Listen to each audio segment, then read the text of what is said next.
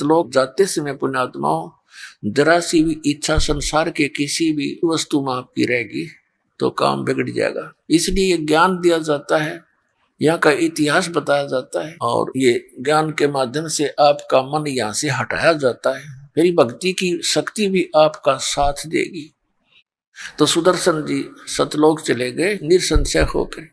तो उस अवचन आधार से परमात्मा सुदर्शन के माता पिता वाली आत्मा के पीछे पीछे रहे और स्वभाव इस परमात्मा का कि जो जन मेरी शरण है ताका हूं मैं दास, और गेल गेल लग गया फिर हूं जब तक धरती आकाश। जो बच्चा गौ की नजर में यूं साईं को संत, और भक्तों के पीछे फिर ये भक्त वत्सल भगवंत। ये जो सुदर्शन जी के माता पिता थे ये अगले जन्म में ब्राह्मण और ब्राह्मणी हुए।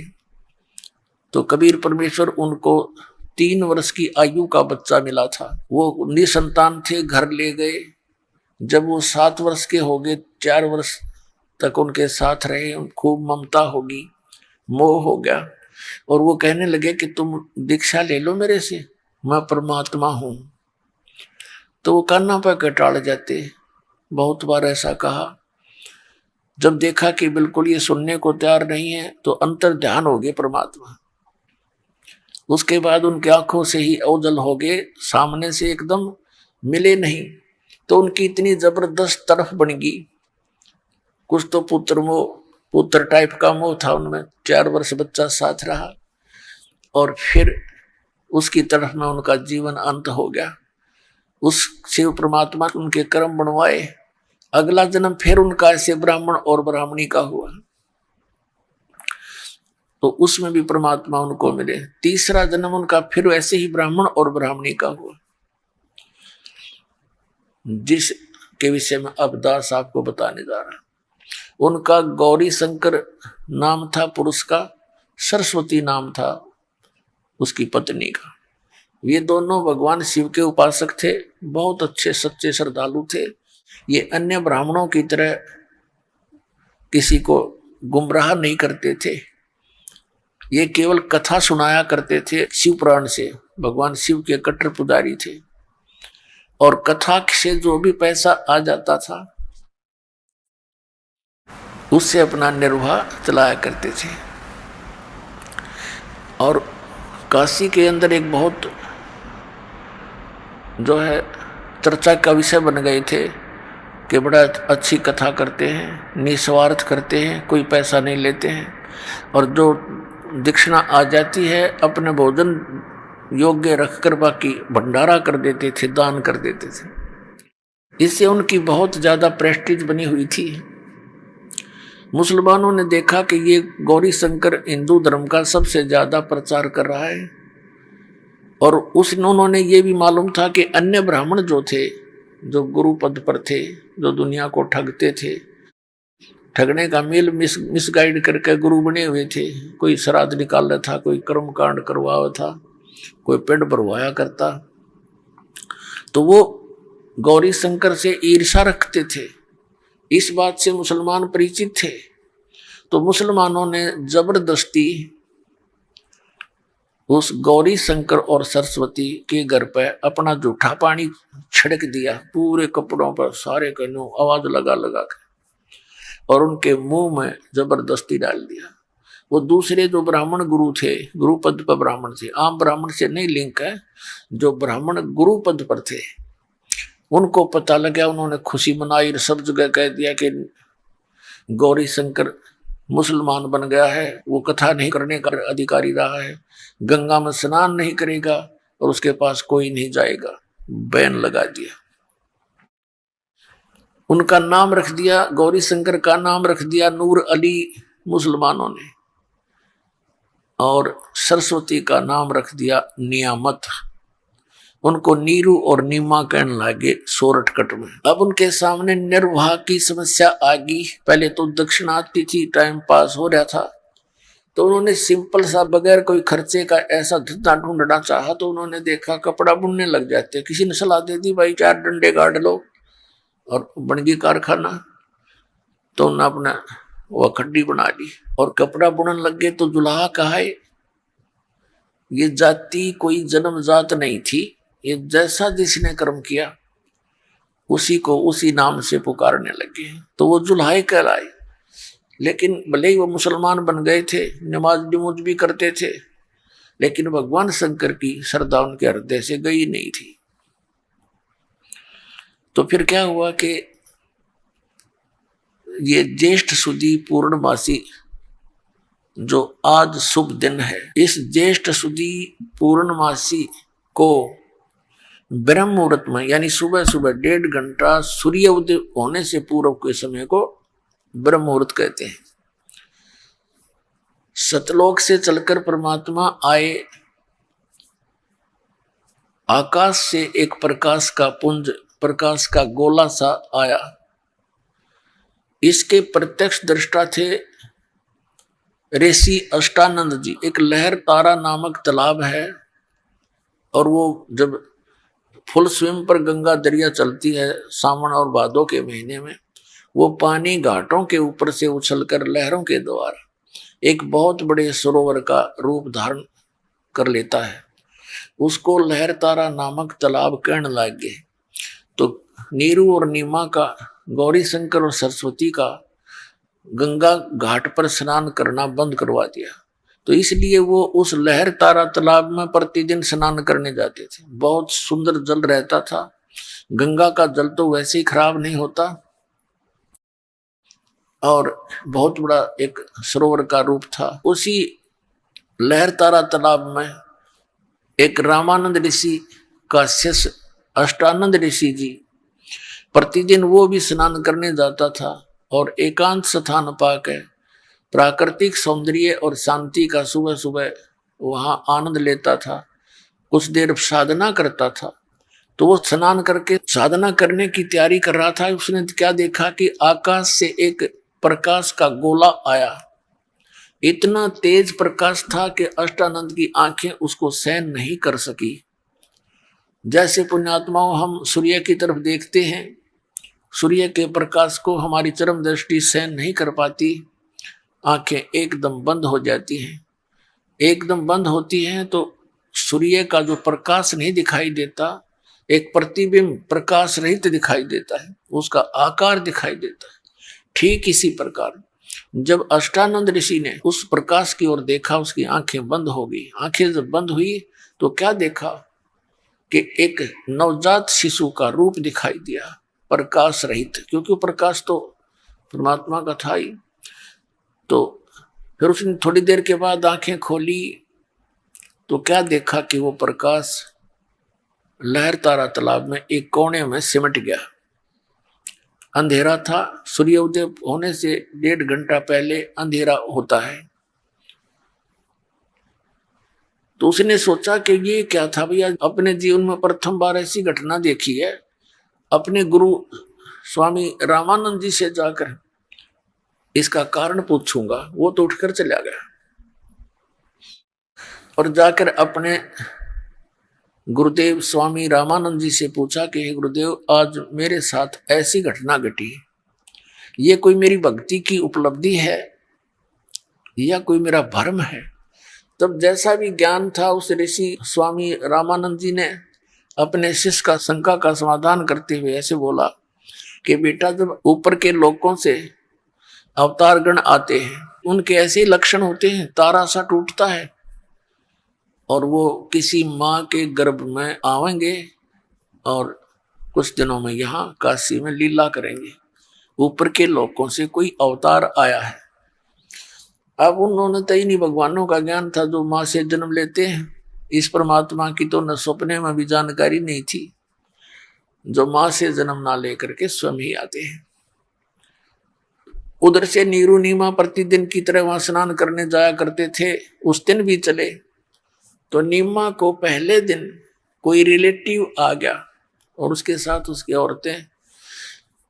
तो वहां चर्चा चली रात दिन में शाम को, और जैसे काल इंजेक्शन लगवाता है एक दूसरे से। जैसे किसी का संतान नहीं है तो रिश्तेदार कोई आवेंगे तो उसने दूना रुआया करें, यूं कहा करें, ओ हो ये भगवान, एक जातक होता तो नारी रौनक हो जाती घर की। अब तो अकेले से बैठे रहते हो तुम। अब वो दो चार बातें ऐसी गजब की कहा करें, सारी रात नींद नहीं आ उस बहन ने।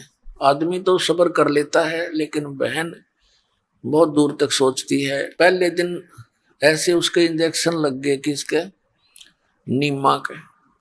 और नीमा और नीरू सुबह सुबह स्नान करने प्रतिदिन जाते थे। वो जाने लगे तो रास्ते में उसके वो बात याद थी, रोने लगी बुरी तरह और कहने लगी कि हे भगवान शिव, क्योंकि वो बेशक मुसलमान बन गए थे, भगवान शिव को नहीं भूले थे। और कहने लगी, हे भगवान शंकर जी, आपकी दासी के लिए क्या आपके घर में बालकों की कमी आ गई? हे दाता, आप तो समर्थ हैं, मुझे भी एक खिलौना दे देते, मेरा संसार में साझा हो जाता। अब लोग पता नहीं क्या क्या बात बनाते हैं, हमें बुढ़ापे का सहारा मिल जाता। न्यू कह के वह बुरी तरह रोए थी। उसके पति ने कहा, नीरू ने, कि नीमा, यदि हमारे भाग्य में होता पुत्र या पुत्री संतान तो परमात्मा हमें दे ही देते हैं, हमारे भाग्य में नहीं है। 60 साल की उम्र होगी हैं, अरे अपना सब्र कर, देखो कोई बुढ़ापे में उंगली पकड़ने वाला है नहीं। और तू आंखें फोड़ लेगी, आंखें तेरी खराब हो जाएंगी रो रो के, मत रोया कर। बहुत सांत्वना देता हुआ अपना लहर तारा तालाब की तरफ जा रहे हैं। लहर तारा तालाब के ऊपर पहुंच गए। पहले नीमा ने स्नान किया, नीरू बाहर बैठ गया। नीमा स्नान करके बाहर आ गई। नीरू स्नान करने के लिए सरोवर में प्रवेश कर गया। वो स्नान कर रहा था मस्ती से।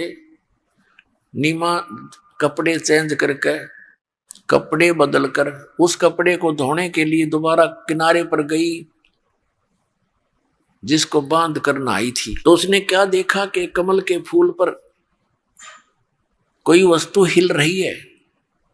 उसने फिर ध्यान से देखा, क्योंकि सुबह रोशनी एकदम हो जाया करती है, या तो अंधेरा ही दिखाई देता है, जब रोशनी होने लगती है बहुत शीघ्र रोशनी सी हो जाती है सूर्य उदय होने से पूर्व। उसने ध्यान से देखा कि क्या चीज हिल रही है। पहले तो सोचा कोई सर्प है, कि मेरे पति को ना डस ले, बिल्कुल निकट खड़ा था वो। फिर देखा कि तो कोई बच्चा है, पैर हिला रहा है। अपने पति से कहा कि देखियो जी, कमल के फूल पर एक बालक लेटा हुआ है, इसको उठाना उठाना कहीं डूब ना जाए।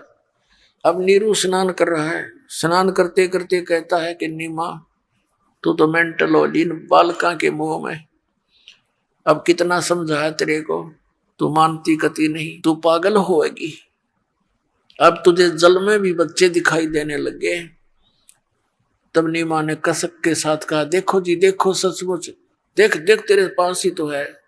तो उसने देखा कि इसकी आवाज में कुछ कसक है, कुछ सच्चाई महसूस हो रही है। तो जिधर वो संकेत कर रही थी उधर देखा ध्यान से, सचमुच बालक है।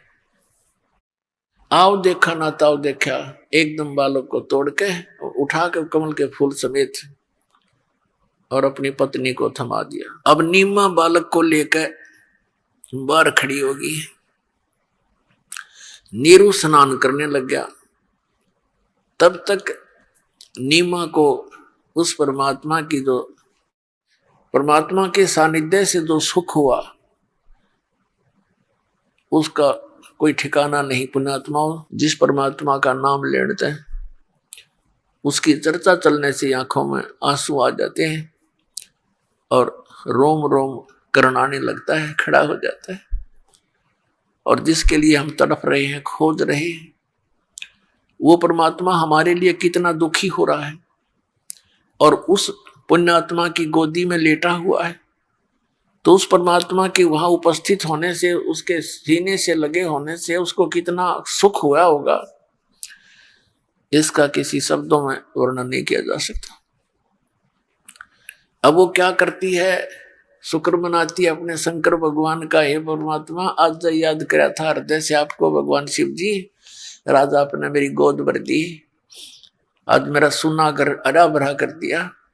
अपने आत्माओं परमात्मा कहा करते हैं। जैसे आदरणीय गरीबदास साहिब जी ने लिखा है कि जगत का पेखना पेख्या हर धनी का नाम ना लेखा। इन शंकर भगवान और कहते 9 नंबर बना करते बे मतलब के।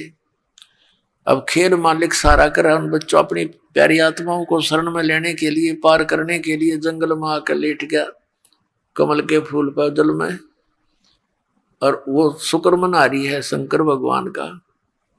तो ये आज तक हम ऐसे धोखे में रहे, परमात्मा ने आकर ये ज्ञान दिया। अब आदरणीय गरीबदास साहिब जी ने इस समय की एक कैसी प्यारी वाणी बोली है, ये आपको थोड़ी सुनाता हूं।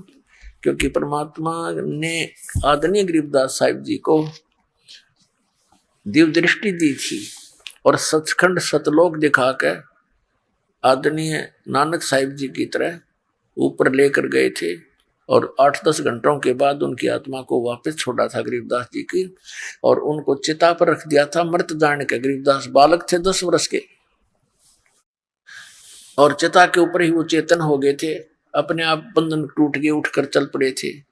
उस दिन से ये वाणी बोलने लग गए थे जो आंखों देखी थी भगवान की। और फिर परमात्मा ने उनकी दिव्य दृष्टि खोल दी थी। तो क्या बताया, 84 बंधन कटे किन्नी कल्प कबीर, भवन चतुर्दश लोक सब टूटे जम जंजीर, अंत कोट ब्रह्मांड में बंदी छोड़ कहाए, सो तो एक कबीर है जननी जने नवाए। शब्द स्वरूप साहेब धनी, शब्द से अंध सब माही, बाहर भीतर रम रहा जहां तहां सब ठाई, जल थल पृथ्वी गगन में बाहर भीतर एक, पूर्ण ब्रह्म कबीर हैं अवगत पुरुष अलेख, सेवक हो के उतरे इस पृथ्वी के माही, जीव उदाहरण जगत गुरु बार बार बल जाई। आदरणीय गरीबदास साहिब जी कह रहे हैं कि सेवक होकर उतरे, सतलोक से चलकर आए एक दास बनकर, सेवक बनकर, सेवक बनकर उतरे। यहाँ कबीर दास को आए कहा करते थे अपने आप को। और पुण्यात्माओं, ये हमारे लिए संकेत और उदाहरण था भगवान का कि यदि तुमने परमात्मा चाहिए, ये संसार की किसी बकवादों की इच्छा मन में ना रखो। टाइम पास करने के लिए जैसी व्यवस्था मालिक करे उसी में संतुष्ट रहे। केवल इस संसारिक ही डिमांड नहीं रखे, केवल मोक्ष की चाह रखे फाइनल। फिर यहाँ के सुख तो भगवान आप पर दे देगा अपने। परमात्मा कहते हैं कल्पे कारण कौन है, कर सेवा नी काम, और मन इच्छा फल दूंगा जब पड़े मेरे ते काम।